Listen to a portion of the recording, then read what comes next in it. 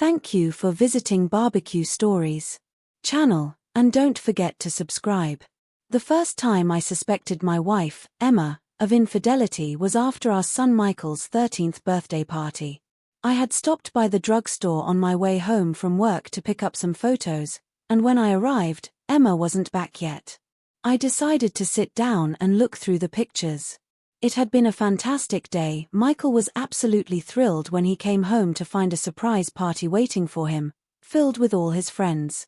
As I flipped through the photos, one in particular caught my eye. It was a close-up of Michael and my friend Tom, side by side. Tom has been my best friend for as long as I can remember. My kids call him Uncle Tom, and his kids refer to me as Uncle David. We're that close. But as I looked at this picture of them, I noticed something I hadn't seen before. Michael and Tom shared the same hair color, black, the same eye color, green, and even the same narrow nose. Their skin tones and facial features were so alike that if I didn't know better, I might have assumed Tom was Michael's father. There were other pictures of kids at the party, but my attention was drawn to something in the background of one photo. There were Emma and Tom, and their body language seemed a little too familiar. They looked like they were about to kiss, or maybe had just kissed. I scrutinized the rest of the photos, trying to find more moments where they were together, but I didn't find anything else suspicious. I took out the two questionable pictures and stashed them in the desk drawer in my home office. The resemblance between my son and Tom and the intimate-looking photo of Emma and Tom didn't prove anything, but it certainly got me thinking. Had I missed other signs over the years? Could there be more evidence of Emma's unfaithfulness that I had overlooked? I didn't have much time to dwell on it, though, because only a few minutes later, Emma came through the door, kissed me, and headed upstairs to change, something she did every day after work.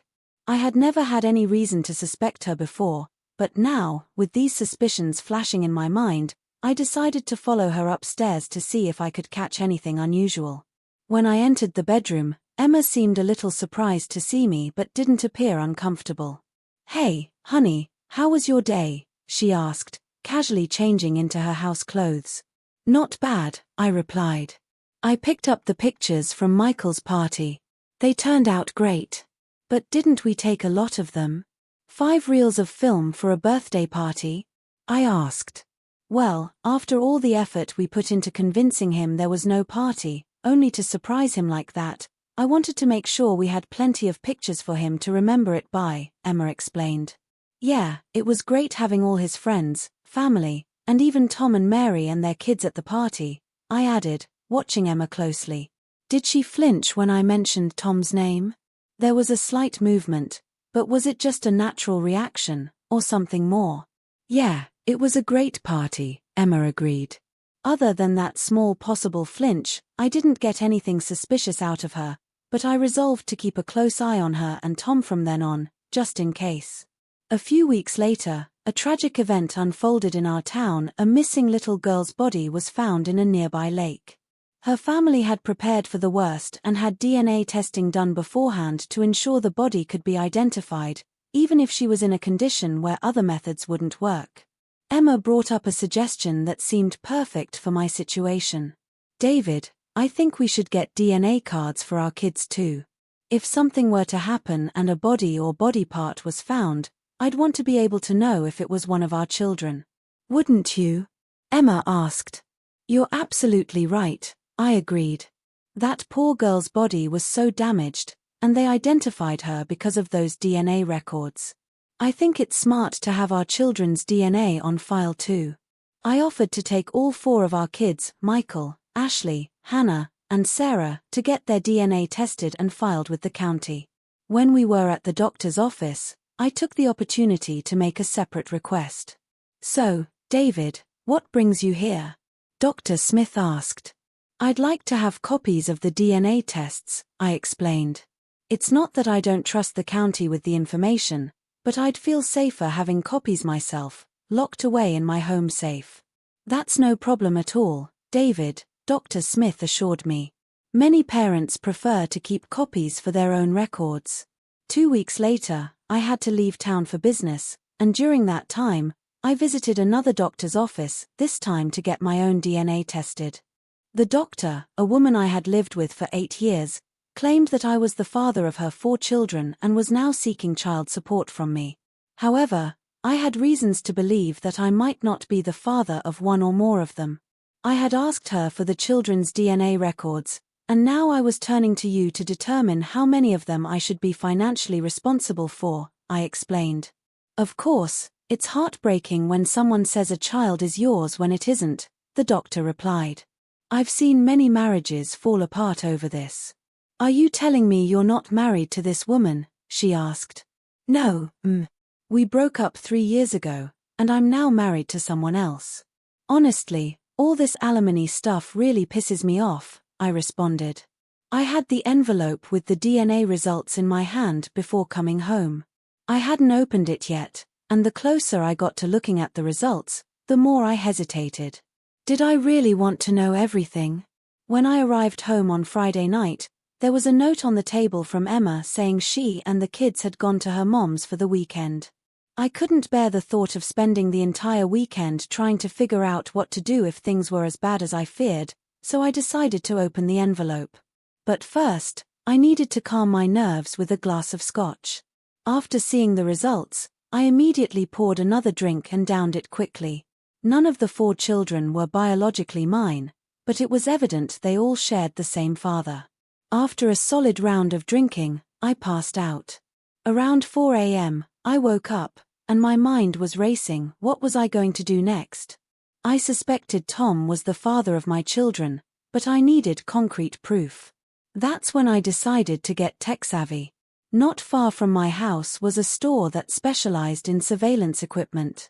Saturday morning, I went there and purchased everything I needed: a full kit of tiny, motion-activated cameras for every room in the house, sound recorders, and tracking devices for both Emma's car and Tom's SUV.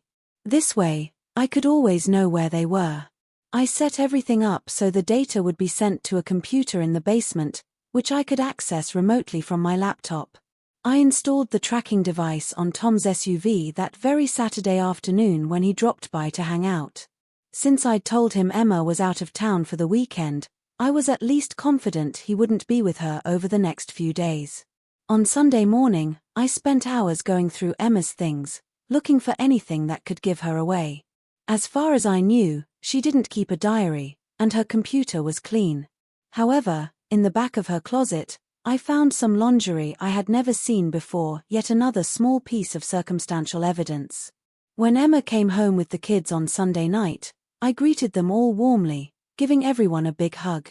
Later that night, in bed, Emma completely stunned me. "David, I don't want you to worry too much, but I think I'm pregnant," she said. "Pregnant?" I asked, my mind racing. "Yeah, I think so. I'm planning to see the doctor tomorrow to confirm, but I have a strong feeling," she replied. At that moment, I made up my mind I was going to see a doctor myself and get a fertility test. Emma and I had been trying to have a baby for years before she got pregnant with Michael. I had taken time off work to be there and help her through it all. We'd gone through so much effort for all of our children, and now she was suddenly pregnant without even trying. Something about that felt off. On Monday, I drove to a neighboring town where nobody knew me and took the fertility test. I waited for the results, and when they came back, I was stunned. My sperm count was above average. This was yet another piece of evidence. My high sperm count, combined with the fact that Emma and I had struggled for years to conceive, made it clear it wasn't me who had gotten her pregnant. It had to be Tom. I rushed back to work and accessed the surveillance data I had gathered so far. The tracking devices revealed that Tom had left for work but then drove to a hotel on the east side of town. Emma's car, after spending some time at the doctor's office, had ended up at the same hotel. I had seen enough. That night, Emma was overjoyed to share the news that she was pregnant, beaming about how blessed we were to be having another child. I could barely hold myself back from confronting her right then and there, but I kept my mouth shut. Over the following weeks, I gathered more evidence. It became clear that Tom and Emma had established a routine. They would meet at the hotel for a long lunch on Mondays, Wednesdays, and Fridays, always booking the same room. I took pictures of them coming and going, though I didn't need to see what happened inside. On Tuesdays and Thursdays, they'd meet at our house and have sex in the guest bedroom. The more I witnessed, the harder it became for me to resist slamming the door. After 2 months of monitoring them, I finally recorded a phone conversation that sent me over the edge. "Hey, are you in a place where you can talk?" Tom asked. "Yeah, David's out playing golf, and the kids are at their friends' houses," Emma replied. "I've been worried about David lately. He's been acting strange. Do you think he could have figured things out?" Tom questioned. "He hasn't figured out anything in 16 years. Why would he start now?" Emma responded. "As for Michael, he's becoming more and more like me every day," Tom added. "So what? David thinks I'm the perfect wife. He'll never suspect that I'm cheating on him. And for the past 15 years, I've made sure I've only had kids with you, not him," Emma admitted. "I'm still not sure I'm okay with that," Tom hesitated. "Take it back now, or you'll never touch me again," Emma warned. Okay, I take it back. "I can't wait until Monday, baby," Tom said. "Monday, I have a big lunch meeting, so it'll have to be Tuesday." "We'll need a long lunch," Emma responded. "What time should I be there?" Tom clarified. "Around 11. "See you then," Emma concluded. I listened to this conversation on a Sunday. By Monday, I had gathered enough evidence to begin divorce proceedings based on adultery. I went to see an attorney. "So, David, what grounds are you choosing for the divorce?" Dave asked. "Marital infidelity," I replied. "Are you sure?" "That's tough to prove in this state," Dave remarked. "Well, maybe you can tell me if this is enough. I have photos of my wife and her lover in the act, video footage, and phone recordings of their affair. In one, she admits that she intentionally took steps to have kids with him, not me. And, on top of that, I have DNA tests proving that none of the 4 children are mine. Is that sufficient?" I asked. "That should more than do it." "I'll send her the divorce papers right away," Dave confirmed. "Can I choose the time and place for her to get served?" I inquired. "What do you mean?" Dave asked. "She's meeting her lover at our house tomorrow at 11. Can we arrange for her to get served at home around 11:30 or 11:45? Serving her at the moment of adultery would be pretty damning evidence," I suggested. "Yes, that's acceptable," Dave agreed. "Would it be illegal to invite her parents, sisters, a few friends, her lover's wife, and maybe even their bosses?" I asked. "I see you're seeking a bit of revenge. If you tell them it's a surprise party for the new baby and they don't know what's coming, it should be fine," Dave responded. "Perfect," I concluded. After leaving Dave's office, I made a few calls, inviting everyone except Mary. I knew she would tip Tom off, and I needed him to show up. At 10:45 on Tuesday morning, I called Mary and asked her to meet me at the house for a chat. I gathered everyone outside, and we waited quietly in the yard for the surprise party to begin. Dave was there, ready with the divorce papers. We snuck into the house and made our way toward the guest bedroom. I flung open the door, and we all yelled, "Surprise!" The looks on their faces were priceless. Shock and disbelief filled the room. Mary immediately screamed at Tom, while Emma's family started yelling at her. Emma, of course, directed her anger at me. Tom tried to hurriedly gather his clothes and escape, but his boss blocked the door, informing him of the consequences afterward. Amid the chaos, Dave calmly approached Emma, who was sobbing under the bedsheet.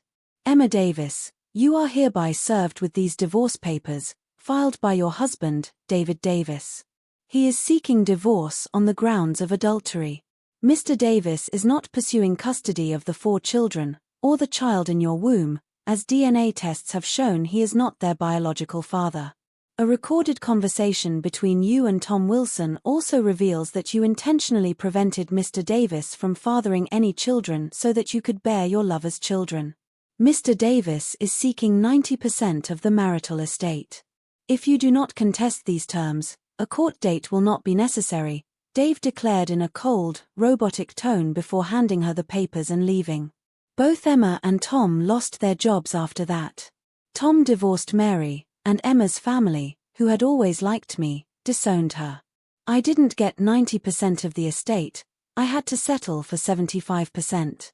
However, in a separate lawsuit, I was awarded compensation from Tom for preventing me from having my own children. I had loved Emma with all my heart, and had I acted on my suspicions sooner, the heartbreak would have been unbearable. But now, knowing the extent of her betrayal and deceit, it was easier to cut her out of my life. I still see her around town occasionally, and every time she tries to apologize, but I refuse to listen. She cheated on me for years, deliberately kept me from becoming a father to her children, and made me believe they were mine. If I hadn't loved her so deeply, I might have wished for her demise, but no matter how much pain she caused, I still hold on to the memories of the good times. The kids were confused when they found out Uncle Tom was actually their father, and that their cousins were really their half-siblings. They all had to undergo therapy because of it. It was just another layer of Emma's selfishness. She wanted Tom's kids instead of mine, and now she has to live with the fact that they hate her for what she did. They still call me Daddy when they see me. Dear listener, if you enjoyed this video, please like, comment, and consider subscribing to the channel for more content.